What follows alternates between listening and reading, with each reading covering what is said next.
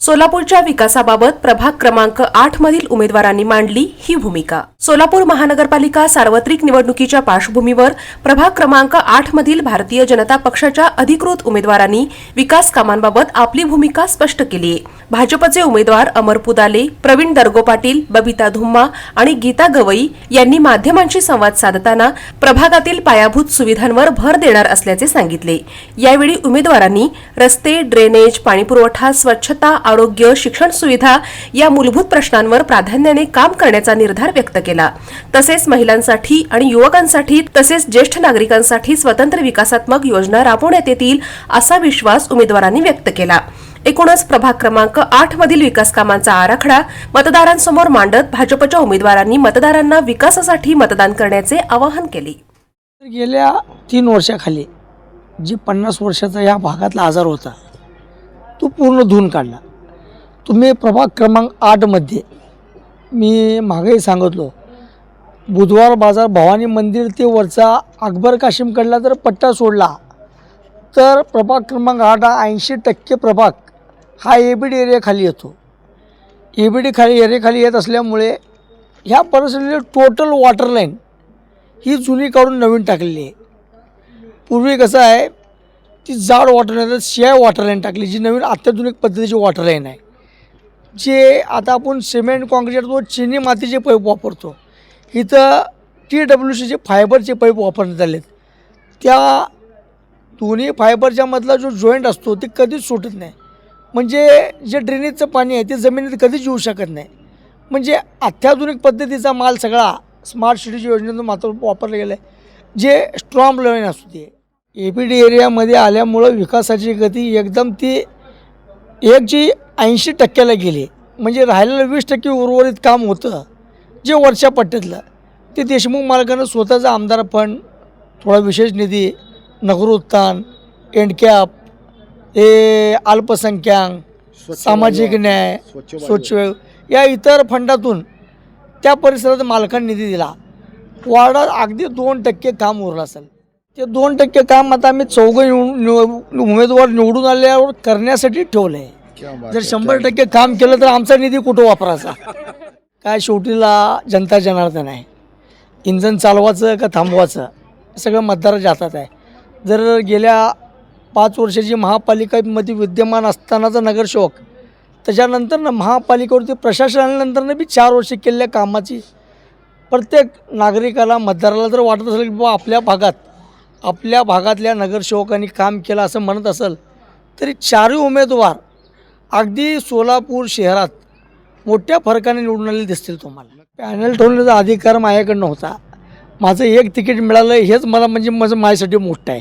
बाकी सगळे ह्या पॅनलचे जे कोण प्रमुख असतील, या शहर उत्तरचे विद्यमान आमदार विजयकुमार देशमुख मालक ह्यांच्यामुळं मला 3दा या मतदारसंघातून तिकीट मिळालं। अगोदर शिवसेनेचे होतो तुम्ही? हो, मी शिवसेनेत काम करत होतो। मालकाच्या नेतृत्वाखाली भाजपमध्ये आलो, आता ही 3री वेळा मालकाने तिकीट दिले। नाही, दोन्ही माझ्यासाठी तेवढंच आहे, कारण का तर माझं आयुष्य शिवसेनेत वाढलं होतं। मालकाच्या प्रेमापोटी मी भाजपमध्ये आलो आणि भाजपच्या सान्निध्यात राहिल्यामुळं ते दोन्ही प्रेम माझ्यासाठी तेवढंच आहे। मूळ मालकच भाजपचे। या नंदीगोलच्या 7 काठ्या, मल्लिकार्जुन मंदिर, आवरमठ असू दे, हे तर प्रभागात आहेतच। जे हे 3ही उमेदवार माझ्यासोबत आहेत, हे या भागातले सगळे काठीचे मानकरी बिपिन धुम्मा आहेत। हे गवई तर म्हणजे ह्यांच्या पिढीला फार मोठा जुना शिवेकालीन वारसा आहे, मी जाणार आहे त्यांच्याकडे। त्याच्यानंतर दर्गो पाटील हे बी काठ्यातले एक मानकरी आहेत। म्हणजे इथं जे आहे गावठणातलं सोलापूर, हे सगळे वारसातलेच लोक आहेत। म्हणजे मूळ या भागात जवळपास 17,000 मतं मुस्लिम आहेत। परंतु आपण जर प्रामाणिकपणे सगळ्या लोकांना समान न्याय देऊन जर काम केलं, जी आपल्या मनातलं त्यांच्याबद्दल जे आकस असतंय ते निघून जाऊन त्यांना बी आपल्यासारखं आपला माणूस जो वाटायला लागते। आज पण गेल्या देशमुख मालक राहू दे, मी राहू दे, 15 वर्षात कधी कुठल्याच भागात दुजाभाव न करता ज्याचा कुणाचा फोन येईल तसं दुसऱ्या दिवशी काम झालं असं कधी झालंच नाही। ह्या मतदारसंघात हिंदू असू दे, मुस्लिम असू दे, ख्रिश्चन असू दे, शीख असू दे, ईसाई असू दे, या सर्व लोकांचं काम जसं इतरांचं करतो या सगळ्या धर्माचं काम केलं आहे। तुम्ही जर वार्डात एकंदरीत जर सर्वे केला आणि जर प्रत्येक नागरिकांची मुलाखत घेतली तर 10व्या मिनिटाला नगरसेवक उपलब्ध झाला असं प्रत्येक नागरिकाच्या तोंडात येईल। मी ज्या परिसरात राहतो सगळ्यात जर पहिला तिथं विकास केला, इतर मतदाराला मी न्याय दिल्यासारखं न होणार. कारण का मी माझी अडचण ठेवून जर लोकांची भागवलं तर ते माझी जबाबदारी मानतो. माझ्या भागातला निधी आलो, मालक आलो निधी केव्हाही करणं माझा परिसर. कुरुशीसारखा जरी प्रतिस्पर्धी असला तर मतदार माझ्यासोबत आहे. 16 तारखेला माझी खरी काय टक्केवारी आहे ते आपल्या मीडियाच्या माध्यमातून जनतेपुढे येईल ना मतदान झाल्यावर. आदरणीय मालकांनी मला फोन केला आणि सांगितलं की घरातल्या तुमच्या महिलांना तयार करा. तर माझं पहिल्यापासूनच मानसिकता ती महिलांची नव्हती. कारण घराणं हे थोडंसं दरगू पाटलांचं असल्यामुळं घरातलं वातावरण ते राजकारणाचं नाही आहे. तसं राजकारण जर बघितलं, दरगू पाटील हे घराणं त्यागाचं आहे. तर ही जेव्हा छोटंसं गाव होतं सोलापूर म्हणजे सोनलगी, त्यावेळी काही शासकांनी सांगितलं की आपल्या सोलापुरात किल्ल्याचं तटबंदीत चढत नाही आहे. तर त्यांनी त्यावेळी सांगितलं या घराण्याचा जो पाटीलकी आहे, त्यांच्या घरातली सून ही त्या ठिकाणी त्याग केलं पाहिजे, ती असली पाहिजे बाळंतीण. तो त्यागाचं घराणं असं आहे की त्या ठिकाणी ते त्याग केलेली ती घराणं पद्मावती भुईकोट किल्ल्यात त्या ठिकाणी ती आपली पद्मावती दरगो पाटील म्हणून त्या ठिकाणी देवीचं वास्तव्य त्या ठिकाणी आहे.